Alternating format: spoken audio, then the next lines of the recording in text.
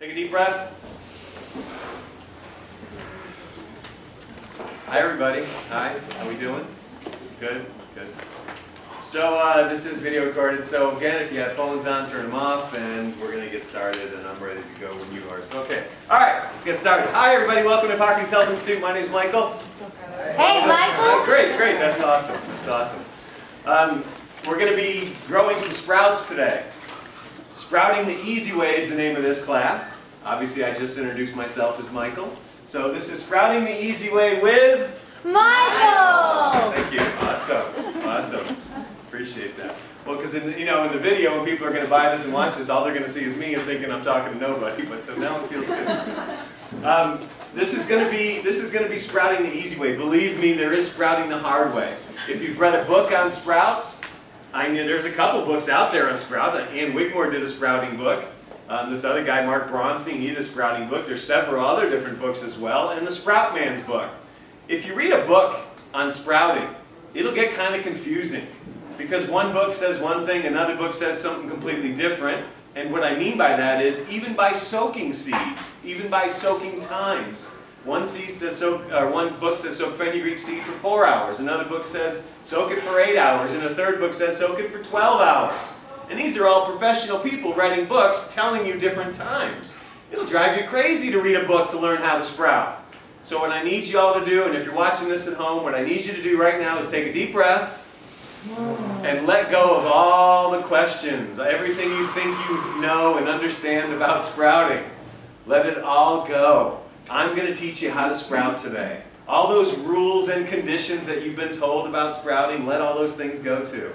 Okay, I'm going to teach you how to sprout. If you want nutritional breakdowns of sprouts, if you want to know where sprouts came from, you want to get involved in the science end of sprouts, get a book for that. That's not me. I'm not Bill Nye, the science guy. I don't want to be that guy.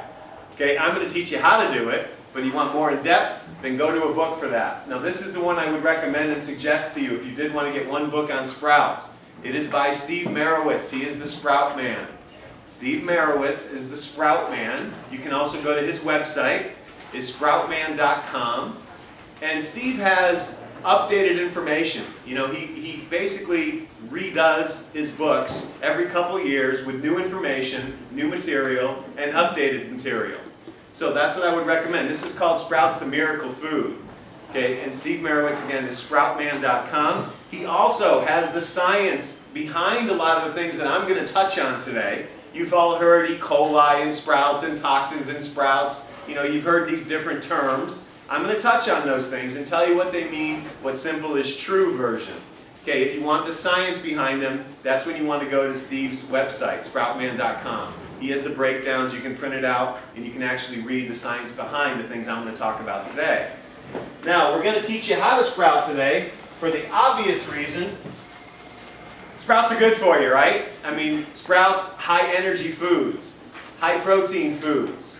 Okay, there are a lot of proteins in these little sprouts that we're going to do today. There are also, if you travel, you can be proactive. You can take these sprouted beans on the road with you, right? If you're going on a long trip, you're flying, you're driving, you're on a train, you can take the sprouts. Anybody know when you're on a long trip driving and you pull off the side of the road to get something to eat, what happens when you try to get back on the road? You get tired because you just had a meal. But with these sprouts, you're going to stay active. The brain food. Okay, so not only proteins, high energy, anything and everything are going to be in these sprouts. And this is a part of your meal, what we're going to do today. And this is an essential part of your meal. What we did already was the wheatgrass growing and the sunflower greens and the pea greens. Those are all awesome too. Okay, but today we're going to do the things that you would eat on the everyday basis, put on your salads. Okay, these are the things you can travel with, of course, and then take them to work with you. Right? How many people sit behind a computer all day long? And you got to sit there and look at the computer screen, and now you have sprouts, right? High energy foods. I tell you what, I'm the CEO of a company. I'm going to have sprouts. I'm going to have them delivered to you. I'll supplement your income. I'll pay you more if you're going to eat sprouts because you're going to stay awake for me. You're going to do a better job for me. So you can be proactive with these things, and you can also do enough for the entire week. So you don't have to do just enough for that day. You can do enough for the entire week of sprouts. Okay, so this is something that I'm going to break down into Group A, into Group B, make it really simple. So you don't have to have 15 different jars on your table with different timers by them. This is going to be very simple to do. This is sprouting the easy way with Michael. That was kind of weak. I'll let you try that again. Ready? Sprouting the easy way with Michael. Thank you. Thank you. Now it acts like there's really people watching me. All right. So, now what I talked about as far as if you read a book on sprouts. If you read a book on sprouting, you're going to see soak different seeds different times. Well, here's something that you might not know. Does anybody realize that you don't ever have to soak a seed to get it to sprout? Anybody ever hear that one? Because ultimately, think about this, when a seed falls from a flower or falls off a tree, it doesn't sit in a puddle for exactly 3 hours or 7 hours and then say, oh, I better get out of the puddle now, we're going to start sprouting. That's not the way it works out there in the world. Okay? You know that old statement, the old statement that you hear a lot is April showers bring Mayflowers. And what do Mayflowers bring? Michael. That's good. That's gonna be a good attitude. Okay, so anyway, this is I do the humor. Okay? April showers bring Mayflowers. Mayflowers bring pilgrims. That was the joke, but it is not going to fly now. You'll get it eventually. April showers bring Mayflowers. Now the truth about that statement is, a seed, if you don't know what a seed is a dormant form of life. That's what a seed is. It's a dormant form of life. And once that seed gets wet, it starts to grow. It starts to sprout. It's now alive. So, a seed is a dormant form of life. April showers bring Mayflowers. Well, obviously, when a seed gets wet consecutively, that's when it starts to grow. So that's a true statement. But, is that seed soaked first? No. It just gets wet. Now, I am going to teach you today how to soak seeds. And if you bought this DVD, it comes with the DVD. If you're online, you're going to see it online, a little colored chart for you that's going to help break down everything that I'm going to talk about today. But I'm going to teach you how to soak today because it's going to make your life a little bit easier when you're at home doing this. Basically, soaking a seed first, okay, gives you a good head start. In case you're not able to keep it wet consecutively for a couple days, soaking it gives you that good head start. So that's what I'm going to teach you today. We're still going to incorporate soaking our seeds. But just keep in mind, I'm going to show you a faster way to do this. If you travel, you're in hotel rooms all the time, I'm going to show you a faster way to do sprouts too. And this is very simple. Again, it's not as complicated as all those different things that you might have heard out there. That's why I ask you, take a deep breath, let all those conditions go. I'm going to teach you how to do it today. Now, I'm also teaching you how to do it today, not only the benefits of it by eating them, okay? Obviously, putting them on your salads, they're a part of your meal, they're not your entire meal. The things we're doing today, they're not your entire meal, they are a part of your meal. Okay, so you throw them along with your salads, or you can have them as snack foods. But, again, you're still going to have a main course, you're still going to have other different foods with these sprouts. But a lot of vegans, vegetarians out there are not doing this part of it. Now, this is a key part of it. Okay, this is Hippocrates, you're going to hear a lot about sprouts. And that's what we're going to do. Okay, and also, it's a little less expensive when you do it yourself at home, right? I mean, you buy these little sprouted beans and sprouted things in your health food stores, and there's no dates on them, you don't know how long they've been sitting there, so this way you get fresh sprouts as well. Another reason we're teaching you how to do it today. You can give them to your kids in lunch boxes when they go to school. Of course, when they get to school, they're going to try to trade them for Twinkies, but at least you tried. So that's another reason we're going to teach you how to sprout. You can carry them with you all the time. And you're going to make enough for the whole week. So let's start out by talking about Group A. Now, if you look at your little colored chart and you'll see Group A, you'll see a lot of different seeds in Group A. You're going to see Adzuki beans, and a lot of these things you're eating every day. Adzuki bean is the red bean, mung bean is the green looking bean, and then your whole lentils. Now, whole lentils, the reason I put the word whole there is because there's split lentils out there, and split lentils don't sprout. So you want to make sure when you buy your red or green lentils, buy whole lentils, W-H-O-L-E. You want to make sure they're whole, don't buy split lentils. The fenugreeks. Fenugreeks invaded Rome back in the 1500s, I think. Nothing? I got to tell you something about fenugreek real quick now that I'm on that subject. Fenugreek is an awesome seed. It is a great purifier, detoxifier, liver cleanser. It is a great sprout to eat. And in one of the lectures that you have here at Hippocrates Health Institute here in West Palm Beach, Florida, you're going to hear that fenugreek puts out an odor on the body. And that is the truth. But the perception of that odor might be different depending on who you are. So, what I'm going to tell you is it will, for some, put out an odor on your body. Okay, some people are happy with that odor, other people might not be. So if you have a spouse or loved one, and you're not eating garlic or onions all the time, and they say that you have a smell coming off your body, you might want to look into the fenugreeks. It might be that. Again, awesome sprout to eat, but some people don't like the smell that comes off the body. Again, just depends on you. You know, we have that little green soap you got when you arrived, right? Some people don't like that smell. I don't mind that smell, but I didn't like the fenugreek smell. So, take a deep breath. You can smell it now in the air. Go ahead. Garbanzo beans, also known as chickpeas. What can you make with garbanzo beans? Hummus. Hummus. Now you can do your own raw hummus. You don't have to cook your beans. Millet and quinoa, and I added a few other things on your list. Millet and quinoa I made sure to say because these are the things we have here at Hippocrates for breakfast. Okay, these are the breakfast foods, the millet and quinoa. And basically how we make the millet and quinoa for the breakfast is we soak them overnight and then we simmer them for 30 minutes under heat and you get it as a cereal.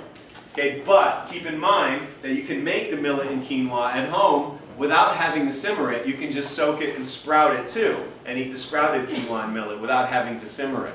So that's a good way to have a good little breakfast cereal for you if that's what you're interested in. Now, basically all your beans, your legumes, your seeds, anything that I didn't mention could be put into Group A. Okay, if you didn't hear me mention a particular seed, or if it's not on your chart there in front of you, then you can put it in Group A. Very few things go into Group B. Group B is pretty specific. Okay, so if you didn't hear me mention it, put it in Group A. And I'm talking about any other seed that you think about. Put it in Group A. I'll be honest with you, there's probably one or two things you can add to Group B. It's pretty specific to what goes in there. So if you think of it, put it in Group A. Now, I put 1 tablespoon of each of these for Group A. Now, 1 tablespoon of each. Okay, I'm thinking about one person wanting sprouts on a daily basis. Okay, 1 tablespoon of each of these, putting them all together in the same container. Right? Now, 1 tablespoon might be enough for one person for an entire week, depending on the person.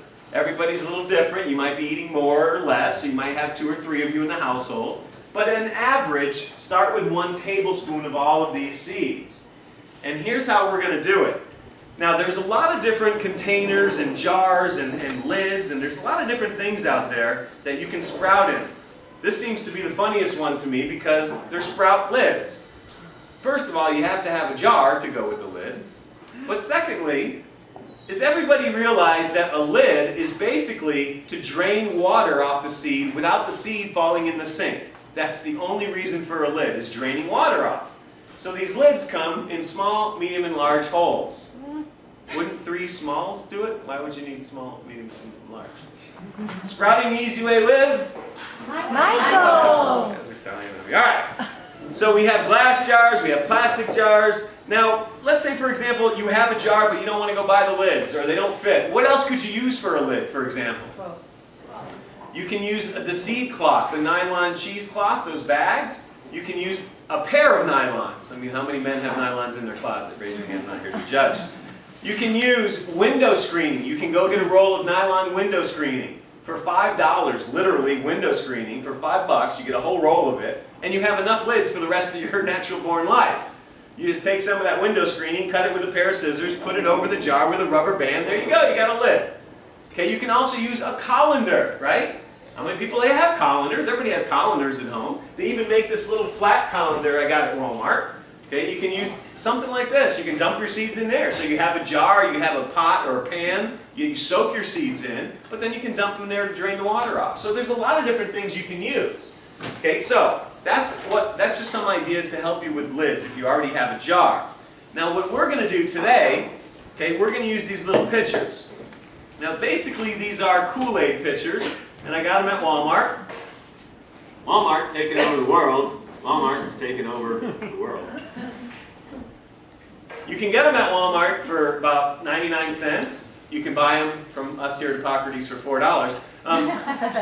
Basically what I did with these pitchers is I put some holes in the bottom of them. Now, there's a little cordless drill that I bought, also at Walmart for 30 bucks. I bought a little cordless drill, and I bought a little tiny drill bit, and I poked some holes in the bottom of these little pitchers. Now, if you don't have a cordless drill, you don't know anybody with a cordless drill, you can take a finish nail, hold it with a hot plate over a candle, and then it'll melt right through. You heat it up, it'll melt right through the plastic. So that's another way to put the holes in the bottom. But basically, by putting holes in the bottom of the plastic container here, you basically allow the lid on the bottom, so you don't have to turn anything upside down. How many people have heard this one? The jar must be placed at a 45-degree angle. Yeah, no, it doesn't. They tell you to put the jar at the 45-degree angle because they know you at home are lazy, and you're not going to take the second and a half it takes to get the water off the seed. And you're going to stand it back up. Meanwhile, there's still water in the bottom. Now those bottom seeds are rotting. So that's why they make you put the jar at the 45-degree angle. There's no need to do this. So that's one of the reasons they do it. And that's another thing you hear out there a lot, right? So we didn't talk about this, and I want to jump to this one. Storage of seeds. Okay, so because I get this all the time. How should I store my seeds? Should I put them in the refrigerator? No. That is the last place you want to put dry seeds, is in the refrigerator. The only thing you need to know about storing your seeds when you get home is keep them dry. Room temperature and dry is all you need to store your seeds. Please don't put them in the refrigerator. What happens if you take, for example, you buy a bag of dry seeds. Okay, now this is our little blend from Hippocrates. We have Adzukis, we have mungs, red and green lentils, garbanzo. Okay, a little bit of everything is in there from Group A. So let's say you buy this, you go home and you put this in the refrigerator. Well, what happens is there's air in the bag. Now, if you know how a refrigerator works, a refrigerator absorbs moisture off your product to keep it cool. So you put this bag in there, there's moisture in the air, the refrigerator is going to pull the moisture out of the air, the moisture is going to build up on the inside of the bag, and now your seed's doing the one thing it should never, it's getting wet. So try to just keep your seeds dry and room temperature. Now, with organic seeds, everything we do today is with organic seeds. With organic seeds, the thing you need to be aware of is bugs. I mean, it might happen. There is no way to say that you're never going to get a bug with your seeds. I use the most reputable seed companies in the United States, and once in a while, I get a bug in my seeds. With organic, that's the chance you take. So let's say I want to store, I don't know, maybe 5 or 10 pounds of this seed. Okay, what I would do is take them out of these plastic bags and put them in a mason jar or a solid Tupperware container to store them for long periods of time. Because if you do get a bug, and like I said, there's no way to say if you're going to or not, but if you do get a bug, it will eat through the plastic and it will infest everything in your pantry. So for safe long-term storage of seeds, take them out of plastic bags, put them in a Tupperware or a mason jar, a little more solid container, in case they do get a bug in the future. Again, there's no way to say either way. Always try to buy organic seeds. Now, we're not a seed distributor as of the time this DVD is being made. We don't distribute seeds yet. Okay, eventually Hippocrates probably will get into that. Right now we do not. So for your purposes at home, if you want the same seeds that we use, there's another company called wholelifegreens.com. It's on that little color chart I gave you. You don't have to write it down. It's called wholelifegreens.com. WHOLELIFEGREENS. wholelifegreens.com. They will sell you the same seeds that we use here at Hippocrates. All in the United States. They don't ship outside the U.S. Now, you want other seed companies. There's sproutpeople.com and sproutman.com. Also, good, reputable companies to buy these seeds from, organic. Sproutman.com and sproutpeople.com. Okay, are two other good websites to get organic seeds from. Now, again, always try to buy organic. For long-term storage of seed, just keep them dry. Room temperature in your pantry. Don't put them in the refrigerator. No need to ever do that. If it ever does get a bug in the seed, then just put it in the freezer for about a week. The freezer will take care of that little bug issue. So just put it in the freezer for about a week. That's the only time you would ever have to do that, if you do get a bug in it. So we talked about storage now. Let's talk about water really quick. As far as what kind of water you would use. Now the only water I really wouldn't choose to use, but you still could use it, is a distilled water.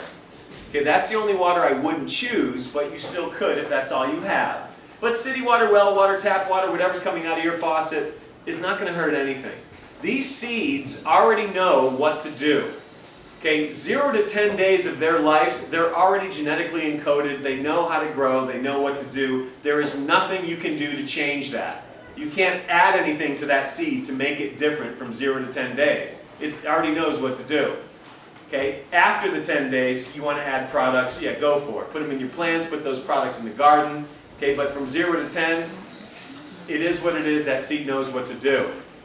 Okay, so now the key here is when you're growing these things, the water you want to use is just your regular tap water, well water. If you have a purified water, obviously use that. Of course, it's a better choice. Okay, if you're worried about your tap water, you can go buy a filter at the Home Depot. It's a carbon filter. It costs about $40. It attaches right to your kitchen sink. You don't need any kind of plumber to come to your house. It's a carbon-based filter from the Home Depot. It costs $40. It attaches right to the kitchen sink. And it will take the fluoride and the chlorine out of the water, but it leaves the minerals in the water. That's the idea of a carbon-based filter. So if you are worried about your tap water, you can always get that. But otherwise, don't worry about the water. Okay, now glass or stainless steel is a better choice when soaking and sprouting. Glass or stainless steel is a better choice. I'm going to teach you plastic. Of course, there's always going to be someone who's going to tell you there's something wrong with everything that you do at home, correct? No matter how it is you try to make your life better, someone's going to tell you you're doing it wrong, there's a better way. Now, I encourage education. That's important, knowing the difference of things. But the seed, first of all, is not in there a long time, and it's not getting heated up inside these plastic. Or a lot of your plastics bleach when they get hot. Okay, so you're not doing that with this product. So don't be concerned about using a plastic container. The only thing you really would need to do with a plastic container is clean it a little bit better. So in other words, when I say clean it a little bit better, you want to clean it like with a peroxide in water, maybe grapefruit seed extract in water, but just clean them a little bit better. Spend a little bit more time cleaning the plastic. That's the only thing you would really need to do. Otherwise, glass or stainless, if you have them, we're just going to make it as simple as we can at home. That's all I'm trying to do today. Make it as easy as possible for you to do this. So there's no more work that you have to do, let's face it. Okay, you think sprouting is really hard? This is probably the easiest thing you're going to do at home. So we talked about containers, and when I said someone's going to tell you what's wrong with something, it was on CNN probably about a month ago. Did you hear this? Clothes have a toxin in them now. I mean, no matter if they're hemp or if they're cotton, clothes have a toxin in them. So my new lecture here at Hippocrates at 10:30 at night over by the jacuzzi is going to be clothes are toxic, take them off. I mean, really. There's going to be something wrong with everything. Take a deep breath. Do the best that you can in this life. Okay, I'm just trying to make it as easy as possible. You can still use glass or stainless if that's what you want. I'll explain all that too. But let's just make things as easy as possible. Now, with these beans that we did with Group A, we're taking everything and putting them into one container. So in other words, you don't have to have separate containers for all of these seeds. Put them all together. Group A can stay right together. Now, whatever size the container is that you're using, only fill it up 1/3 of the way full. Everybody hear that? It's very important. No matter what size container you're going to sprout your seeds in, only fill it up 1/3 full. Because when you soak the seeds, they're going to double, and when you sprout the seeds, they're going to triple in size. Okay, so for Group A, 1/3 full. So I got my pitcher, I put some holes in the bottom of it, and for Group A, let's call these Group A holes. All right. PG-13 DVD, sorry if you're watching this and you're younger. Take a deep breath, you'll get over it. So, what I'm going to do now is I'm going to fill it up 1/3 of the way full. So I got my Group A seeds, okay, filled it up about 1/3 of the way full. Then I'm taking the pitcher with holes in it. That's where my seed is, it's in the one with the holes in it. And I'm taking it and putting it inside of another pitcher that doesn't have any holes. Watching this? Now I'm going over to the sink, I'm filling it up completely with water. So the seeds are soaking. Okay, that's what this word means, soak. It means completely submerged underwater. So even though you only have 1/3 full, don't just cover the seed, make sure you fill it up. Okay, so fill it up completely. And now for Group A, I'm going to soak them underwater for 24 hours. Do you have to soak any of these seeds for 24 hours? Absolutely not. No, of course not. Remember what I said in the beginning, you don't have to soak seeds. But I'm teaching you the 24 hours because, again, let's make it as simple as possible. There's no conditions. There's no wrong answer here. If you go over 24 hours, you're soaking them too long, they're going to drown, they're going to die, because the seed's a dormant form of life. So don't ever go over 24 hours, but 24 hours is fine. So what I did was I put water in the morning, filled them up with water in the morning. The next morning, I woke up, it's been 24 hours, I come over to the sink, and I pull this pitcher out, and what's happening now? It's draining because there's holes in the bottom of here. So now it's draining into the sink, and what I'm doing now is I'm going to turn on my water, and I'm rinsing them off. The reason I'm rinsing them off is they've been soaking in that same water for 24 hours, so I'm going to clean them. You're going to clean them really well. So rinse them, rinse them, rinse them. And again, the water's just draining right out. I don't have to do an upside down. I don't have to do anything like that. I'm just draining them right into the sink. And then I got to go to work now. So I'm just going to get a little bit of that water off there. If it's still dripping, but I'm in a hurry, I'm taking that pitcher without the holes again, putting it right inside there. That's going to catch the extra water while I'm at work. That's going to catch the extra few drips. Now notice I'm not saying anything about light or dark.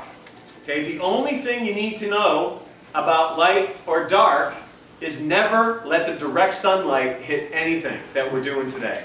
That's all you need to know about light or dark. They don't need to be kept in the dark for any reason. Okay, just don't let the sunlight ever. Don't let the sunlight hit them. Just keep them room temperature. Room temperature means winter, spring, summer, or fall. Keep them in your house over by the kitchen sink. That's room temperature. Okay, don't let the sun hit them for light and dark, but they don't need to be kept dark for any reason. Okay, there is one seed that does require darkness, and that's the one we're not doing today. That's that mung bean sprout, that long bean sprout. You know which one I'm talking about? Okay, that is actually from mung seed. It's from mung bean, but basically it's grown about 5 days in the complete dark. So it doesn't green up. If you didn't put it in the dark, it would actually have 2 leaves and it would green up. But if you keep it dark, it doesn't green, it just grows tall, and that's a mung bean sprout. I'm going to show you a sprouter at the end of this lecture, and that actually does those mung bean sprouts for you. Okay, we're just doing the mung bean sprout for the 48 hours. We're eating that little bean sprout, that's fine. Okay, but if you want that taller one, it's actually made from mung, and it is kept in the dark. So, as far as hot and cold go when you're at home, things grow faster in the heat, slower in the cold. That's all you need to know about hot and cold. In the summer months, your sprouts are going to grow faster. In the winter, they're going to grow slower. That's all you need to know about hot and cold. So light and dark, hot and cold, we're covered. So now what I did, I soaked them for 24 hours. I pulled them out, drained them, rinsed them off, and I let them sit there because I have to go to work now. Does anybody work for a living? A few people in here, great. Everybody else is self-employed millionaires, great. Now, I'm going to be at work for 10 hours. But when I come home from work, see, now what I'm doing is I'm sprouting my seeds. I soak them underwater for 24 hours. Then I pulled them out of the water, and now I'm sprouting them, germinating them, growing them for the next 2 days. The next 48 hours, I am going to grow them right inside that pitcher. So I soaked them for 24, pulled them out, rinsed them off, went to work.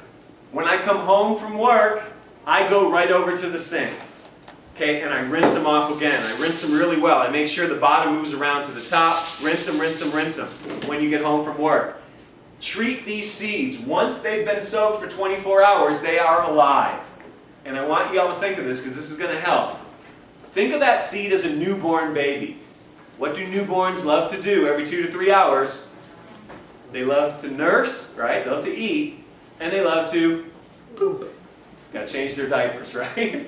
So that's basically what you're doing with newborns every 3 to 4 hours. You're feeding them, you're changing their diaper. That's conditioned. You know what to do. This seed, any of these seeds, once you soak them, they are now alive. They are newborn babies. And like newborns, they love to be cleaned, right? They want a new diaper, and they love to be fed. That's what the water is doing. It is cleaning them, it is feeding them. It is doing both things in one. So if you think of it a newborn baby, when you come home from work, your babies are crying because they've been sitting in the sink all day. They're sitting with a dirty diaper. Go change them. So run right over to your sink and rinse them off really well. And you can just hear them. As soon as you're rinsing them, man, they're happy. They love that clean water. Oh, that's a great thing. Okay, now I'm letting them sit there, finishing out my day. One more time before I go to bed, I'm going back over to the sink and I'm rinsing them off again. making sure they move around, rinsing them really well. Don't stinge out on rinsing. Give them a good rinse. And then they're draining into the extra pitcher there. So I soaked them underwater 24. I took them out of the water, and now I sprouted them for 2 days, rinsing them 3 times a day. That is all you need to do with Group A. Rinse them 3 times a day, before work, after work, before bed. Everybody understand those conditions? Rinse them 3 times a day, before work, after work, before bed. That's it. There was a young lady in my class years ago that was frantically raising her hand at this point in the lecture, knowing that I don't take questions during my lectures. But she wouldn't put her hand down. So I finally looked at her and said, "What do you want?" She said, "I don't work." I said, "What do you do?" She says, "I'm in school." I said, "College?" She said, "Yeah." I said, "Oh." I said, "Okay, for you, you soak them 24, and then you sprout them 48, rinsing them 3 times a day, before school, after school, and before bed." And she said, "Oh." And unfortunately, that's a true story. I didn't make that one up. You can't have material like that. So, for your purposes at home, for those of you who aren't in school, before work, after work, before bed, 3 times a day. And honestly, if you rinse them 3 times a day, you're doing a better job than I do here in the greenhouse at Hippocrates. Because honestly, what we're doing is we're rinsing them at 7 a.m. right when we come in, at 12 noon, and at 3 p.m. when we leave. So they sit there from 3 p.m. till 7 a.m. the next morning until they get water again, and I have beautiful sprouts here and I never have a problem. So you would actually be doing a better job by doing them 3 times a day, before work, after work, before bed. That's all you need to know. And notice I'm not saying anything about put them in the refrigerator or make sure the jars, I didn't say any of those conditions. And one of the hardest things you're going to see out there to sprout is garbanzo. And I get this all the time. Well, a person that was growing garbanzo told me I need to do this with my garbanzo beans, or do this with them, or do this with them. No, you don't. No, you don't. What you do need to do is get a different garbanzo seed. Now, remember how I said that seed already knows what to do. 0 to 10 days, it knows how to grow. So if your seeds are not sprouting, change your source. Everybody hear that? Because so many people think that they're doing something wrong. You know, I made a mistake. No, you didn't. Just change your seed. Buy it from somewhere different. It's not you, it's the seed itself. There's a lot of times I have to use a different source for garbanzo. Every year I have to try different companies, because sometimes it grows perfect. No problems at all. Other times I have a hard time sprouting. So, like I said, if you're having a hard time with any of these seeds, they're smelling pretty bad, whatever, change your source where you're purchasing the seeds from. You can get them from your local health food store if you can find them organic that way too. Try them there, absolutely. Or try the websites I gave you. Okay? But change your seed if you're having a hard time. Also, for Group A, there's soaking time, sprouting time, and there is 0 greening time. We don't green up anything in Group A. Group A, we're just throwing on salads, we're eating as snack foods, we're taking on trips. That's everything for Group A. We are done.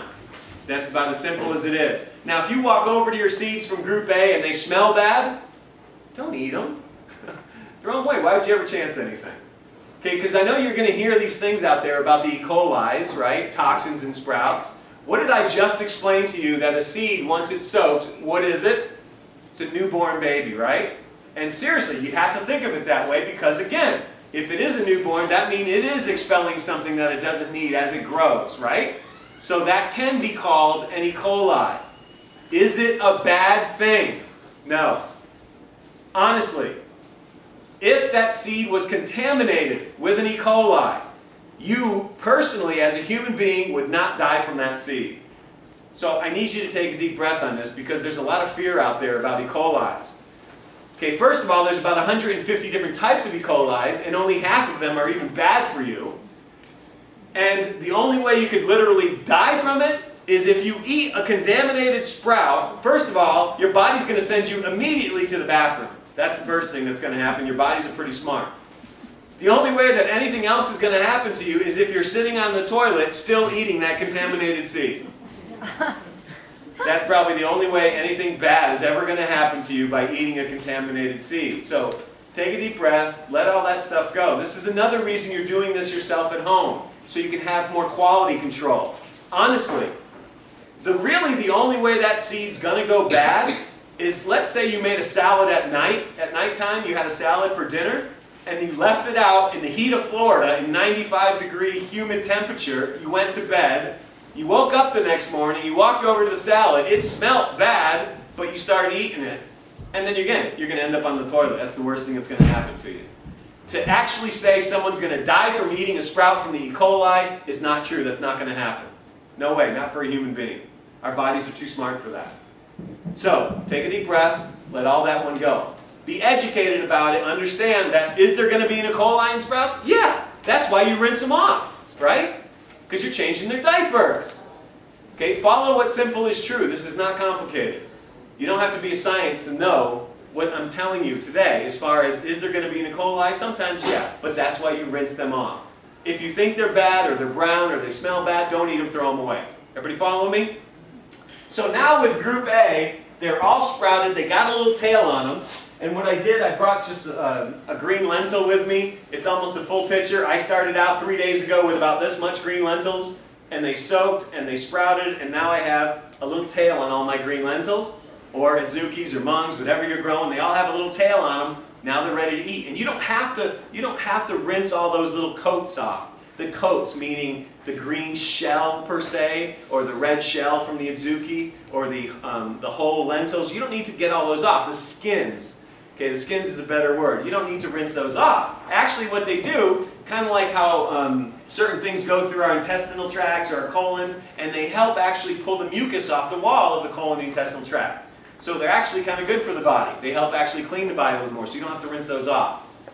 Okay, so now, after they're sprouted and they're ready to eat for group A, we're going to bag them up or container them and put them in the refrigerator, and they're going to last a week to 10 days in the refrigerator after they've been sprouted. So that's why I said do enough for the entire week. You don't have to try to worry about doing this every day. So once they're sprouted, they got the tail, package them up, container them up, put them in the refrigerator, about a week to 10 days. Now this is important. After you take them out of the refrigerator, rinse them off before you eat them. Everybody hear that? When you take them out of the refrigerator, rinse them off before you eat them. If they've been in the refrigerator for an hour, they've been in there for a week, rinse them off before you eat them.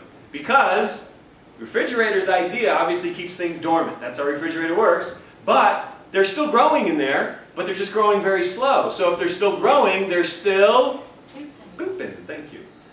Right? So they're still getting rid of stuff, which means rinse them off. When you take them out of the refrigerator, and I'm saying this 17 times because it is, again, be conscious of what you're doing at home. Don't keep them out in the heat. Okay? When you take them out of the refrigerator, rinse them off, clean them off, throw them on your salad. They're good, eat them. Okay? Take them with you to work, keep them in a cooler, keep them in a refrigerator. Okay? Just be conscious. Be proactive with your sprouts here. Now, if you have these green bags, now I wrote up here green bags or Everfresh bags. You've probably seen maybe the Everfresh. They're also called now green bags. Okay, if you store anything living in these bags, your product that you store will double in length of time in these bags. They actually do work. Okay, I can tell you how they work. Take a deep breath. Everfresh bags are impregnated with processed Oya stone, which has its origins from the volcanic caves of Japan. The cave has been used for 3 centuries to store fresh produce.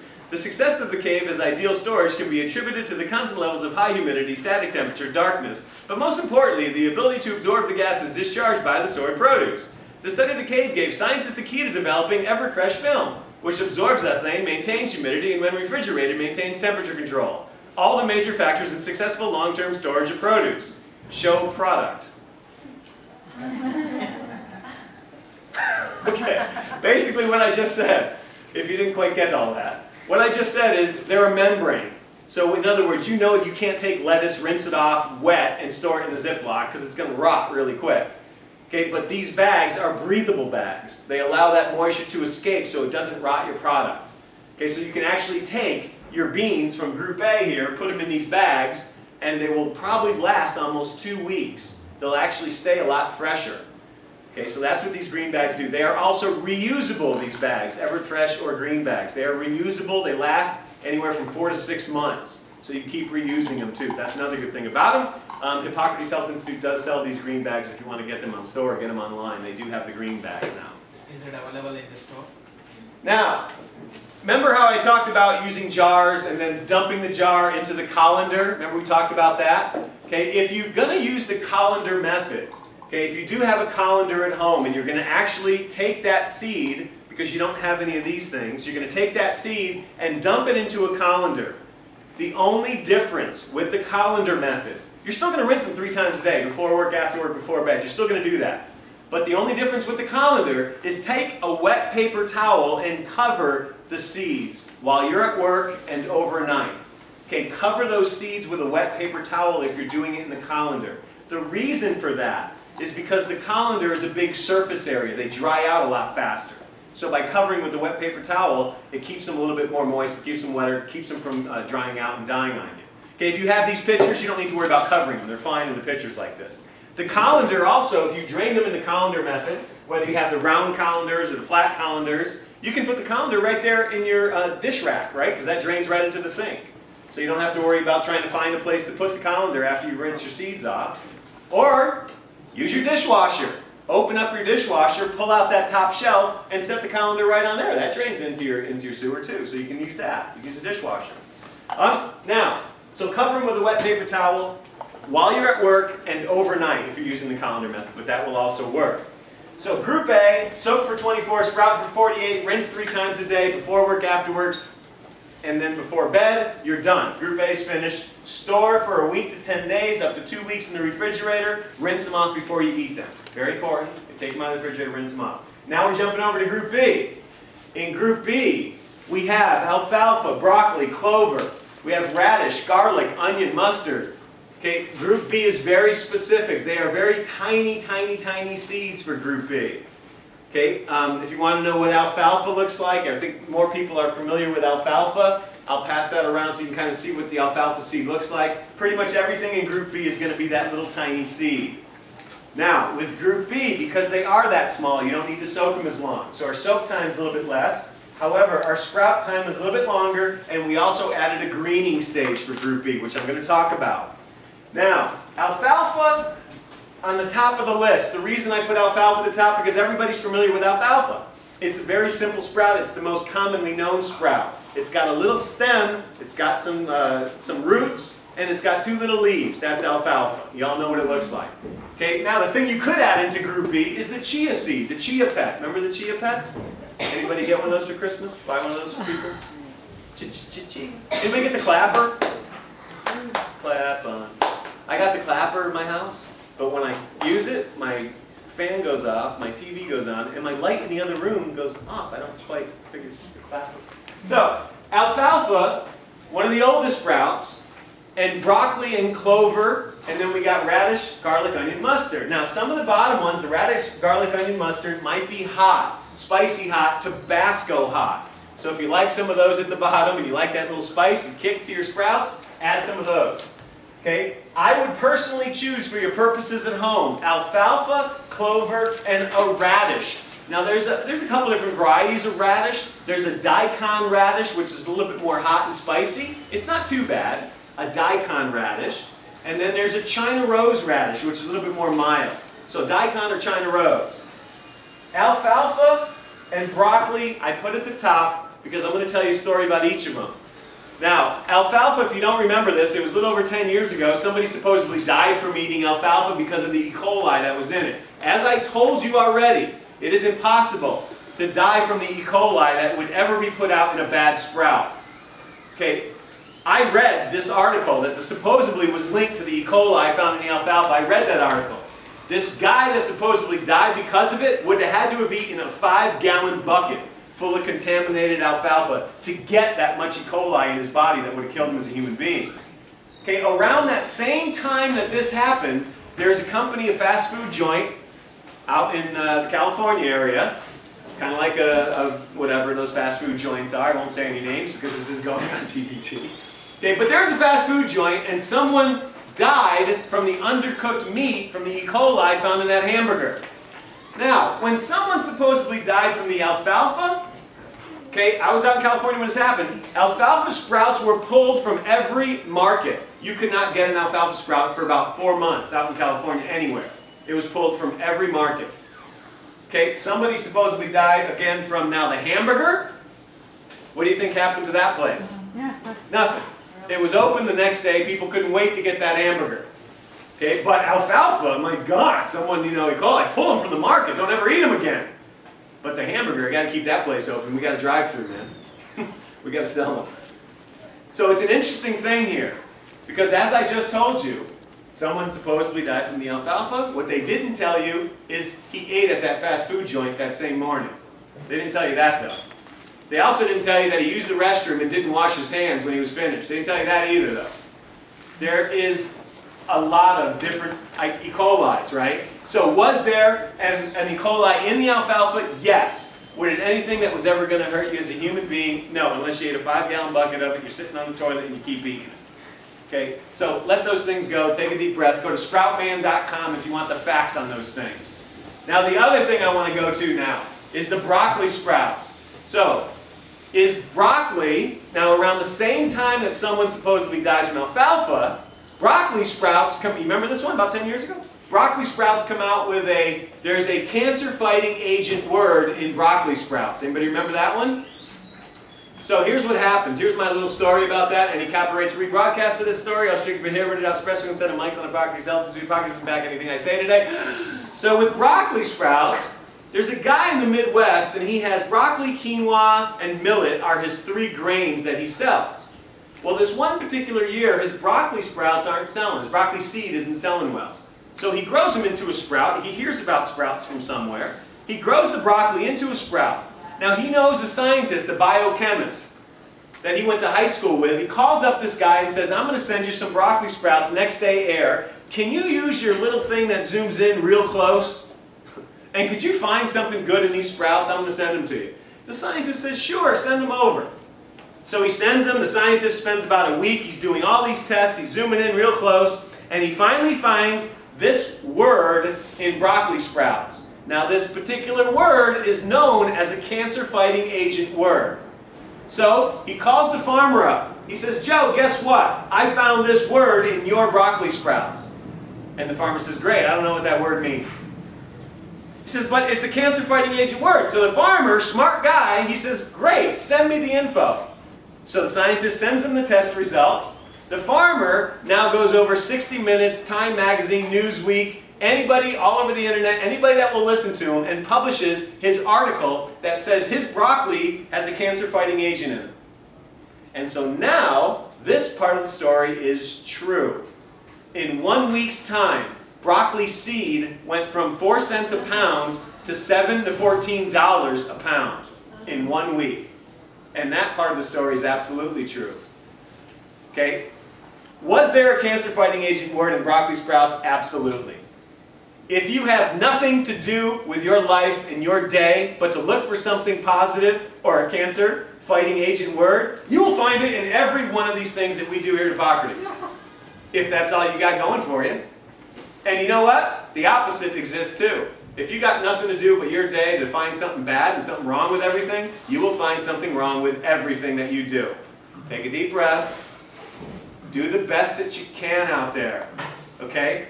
Actually, what happened in this country and why broccoli got so expensive is because it was published that it had a cancer-fighting agent word in it. So what your average American thought is now they can drive through a fast food joint, get their hamburger, go home, and put broccoli sprouts on it. And now they figured they got the cancer, they got the cancer-fighting agent. And they figured as long as they ate broccoli, they're not going to get cancer.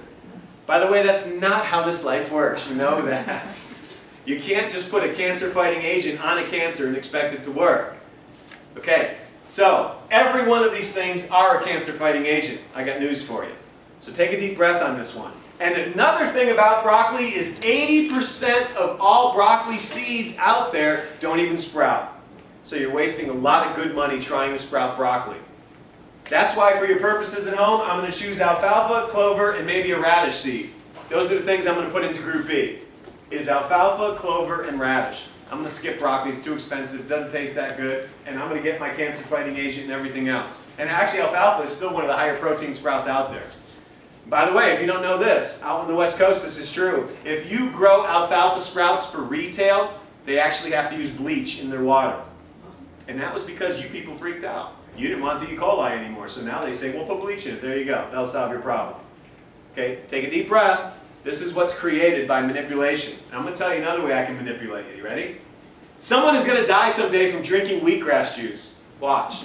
It's going to happen quick. Someone is going to die from drinking wheatgrass juice, and you know where it's going to show up? on the cover of Time magazine. And what you're going to see on the cover of Time magazine is a shot of wheatgrass with a big question mark going right through the middle of it. On the top of the magazine, it's going to say wheatgrass juice, killer, or in half the size print on the bottom, it's going to say healer. Think about that. Okay? When you go through airports, when you walk on city streets now, and you see magazine racks, Time magazine is usually eye level, it's a great seller.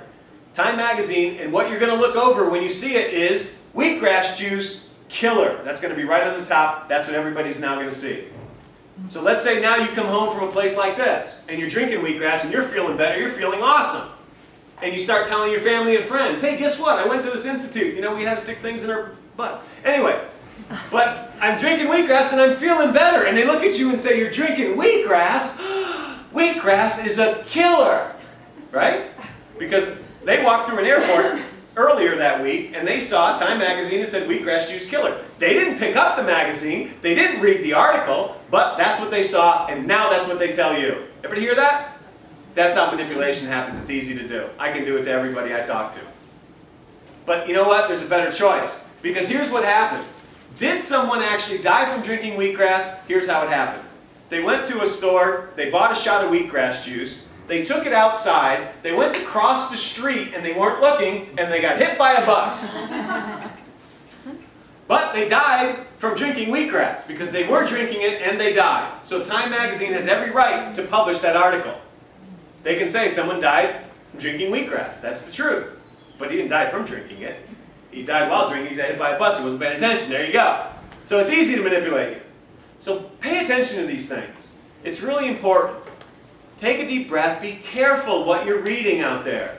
We stay away from the news. We stay away from the magazines. We stay away from the televisions. There's a reason for this. Because you are being manipulated and you are being taught how to feel things. And there's an important lesson here. Be careful what you pass along to other people. Where do you think there's not enough protein in the raw food diet? Where do you think that statement comes from? The exact right, meat eaters, first of all, yeah. But the exact same reason I just told you I can manipulate you with wheatgrass, that's how they did it back then. They probably had Time magazine, same thing. It probably said, no protein in raw living foods, and that's what people saw, and that's what people shared with each other, but they never read the article. They have no idea what that article even meant. So don't just pass things along that you hear. Be a little more educated, be a little more conscious of your words. That's what I'm going to share right now, and I'm done. I'm going to get back to sprouting, because this is on DVD. People are like, what is he talking about, man? I just want to know how to sprout. Okay, so let's get back to sprouting. Sprouting the easy way with... Michael! Thank you. I just wanted to show the people on the DVD that there are still people sitting in the audience. So, over in Group B, I put 1 teaspoon of each of those seeds in Group B. 1 teaspoon of each. Okay? 1 tablespoon in Group A because Group A triples in size. 1 teaspoon in Group B because Group B tenfolds in size. So that's the difference. So 1 teaspoon of each. Again, I'm using alfalfa, clover, I'm using radish. There you go. Those are the 3 things I'm going to use. Now, I'm going to take Group B, do the same thing I did with the pitchers. Put Group B in the pitchers with the holes in it, right? Put it inside the pitcher without the holes. Soak them for 12 hours. Just soak them overnight for Group B. They're a smaller seed, so you don't need to soak them as long. So I'm going to soak them for just 12 hours.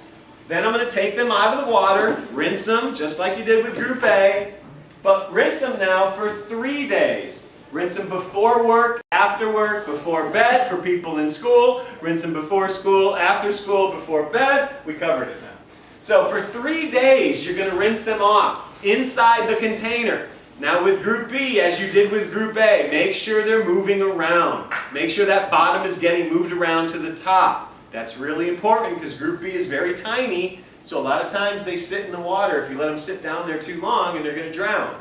So make sure they mix around. The bottom goes to the top. So for 3 days they sat in the pitcher, in your jar, in the colander, whatever. You rinse them 3 times a day. Water's important. Let me just give you this example. If you've been home for about 2 hours from work but you can't remember if you rinsed your seeds off, what should you do? Rinse them again. You're not going to hurt them by giving them an extra rinse. They only like that. They only grow faster. So don't worry about ever giving them an extra rinse. Now, I soaked them overnight for 12 hours. I took them out of the water and now rinsed them for 3 days in the container. And then, here's the last thing we didn't do, and this is the last thing we're going to talk about today, is the greening stage. So after they've been in the container for 3 days, they have a nice long tail to them. I am now going to take them out of the pitcher, and then I'm going to put them on a cookie sheet, a cafeteria tray, a piece of Teflex, a paper towel. You can spread them up the colander. You can use these flat colanders, spread them around in there. It works perfect. Okay, but what you're going to do is after the 3 days of sprouting, take them out and then spread them out. You're going to separate them. Okay, you're going to separate them, separate them, separate them. For the next 4 days is now the greening stage. So you're going to keep them in the indirect sunlight. Indirect means not direct.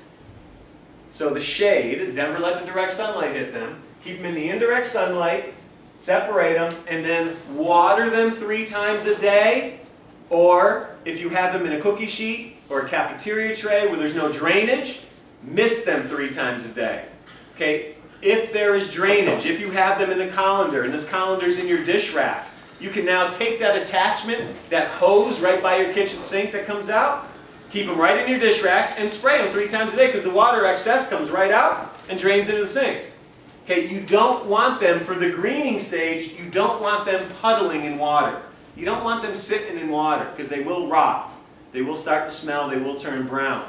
So for the 4 days while they're greening up, okay, make sure there's some drain holes, or you can even use something like this. I picked the colored one so the camera will pick it up a little bit better. Okay, this is a nylon mesh. I got this at Walmart, right?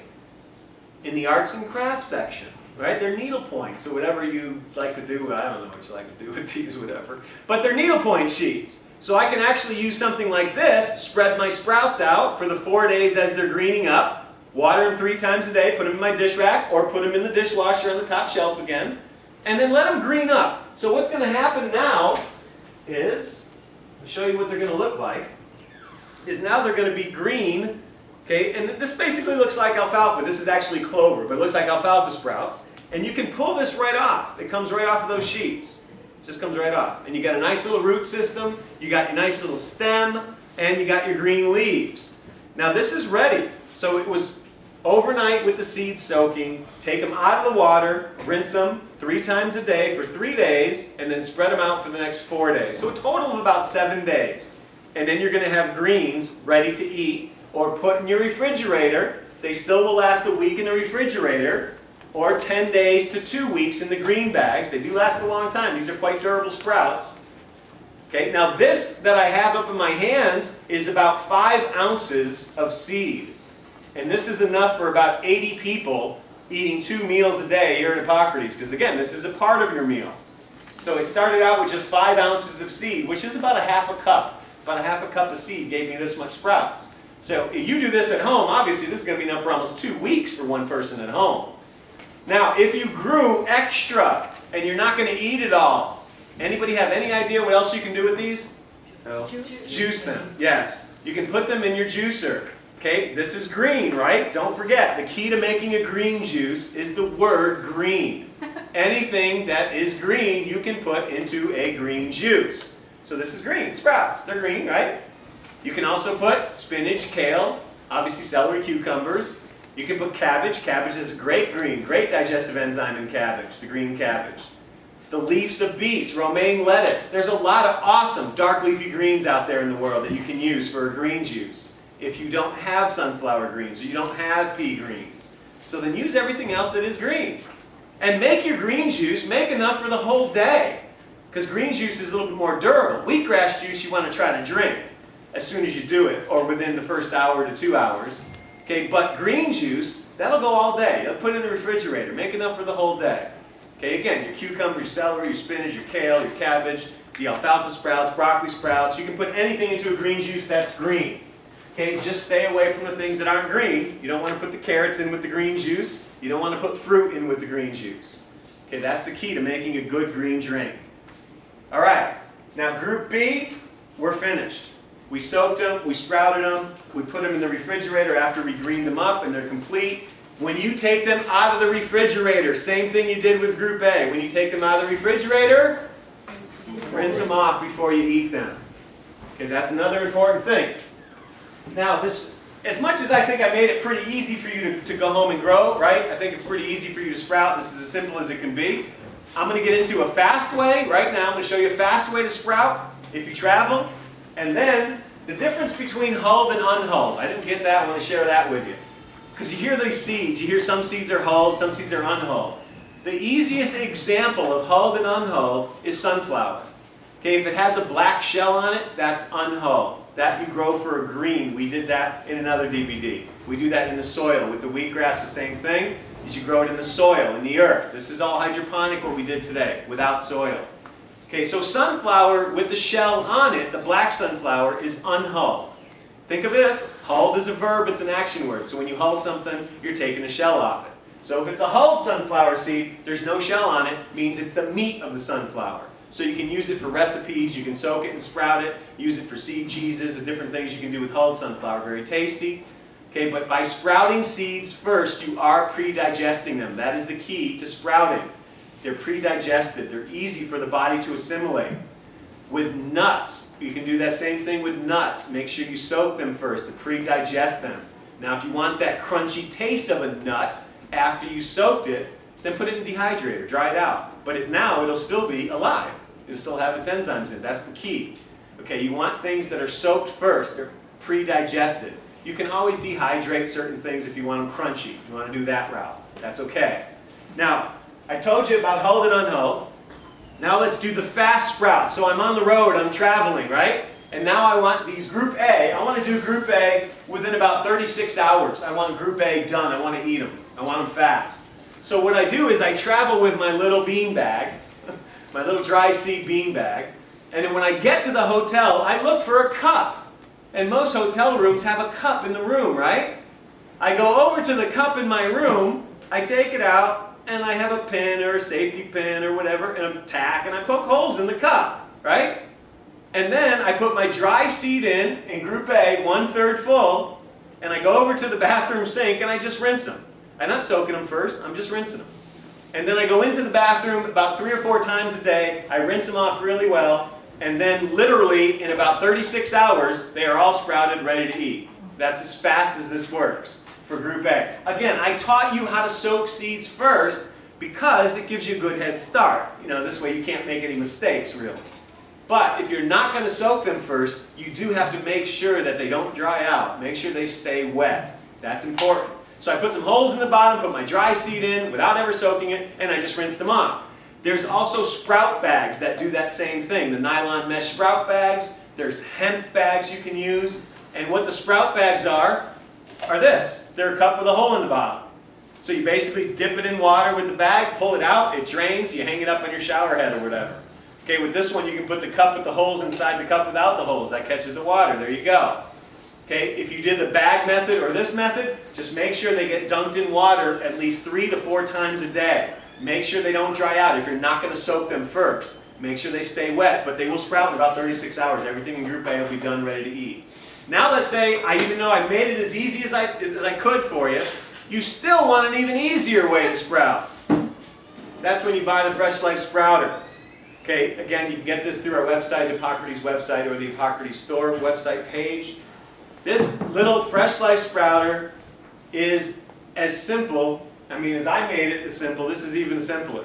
All you have to do is you put water in the bottom. It comes 2 different containers. You put water in the bottom, you plug it in, put your dry seed in the top, walk away. All you need to do is change the water once a day. That's it. You change the water once a day. You don't even soak the seeds. You put them in there dry, and literally it will do Group A and Group B from start to finish in this. I don't suggest doing your sunflower, wheatgrass. That we did in soil. Okay, I don't ever recommend hydroponic with those things. There are people that do them.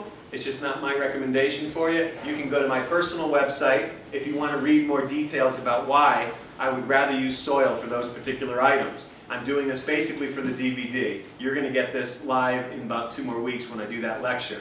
Okay, but if you want to grow wheatgrass, sunflower, pea greens, and buckwheat, those are the 4 things we do in the soil. That is on a separate DVD. Or you can go to my personal website and read a little bit more about it. My personal website, if you have questions, if you want to send me pictures of things, is hippocratesgreenhouse.com. That's all one word, hippocratesgreenhouse.com.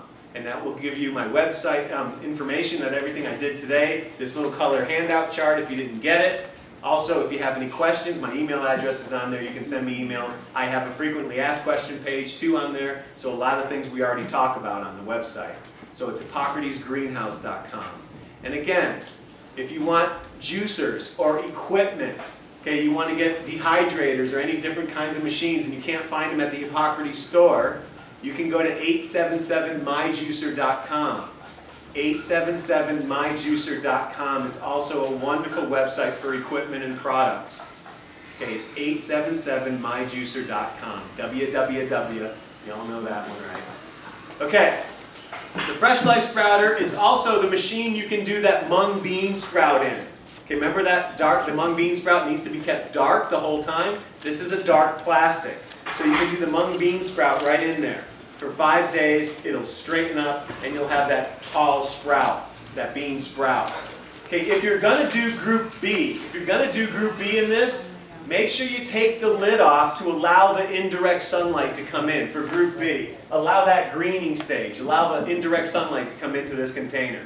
But it will do group B from start to finish and group A from start to finish without ever soaking your seeds. And it'll do them a day or two faster than if you did them outside like I just taught you today.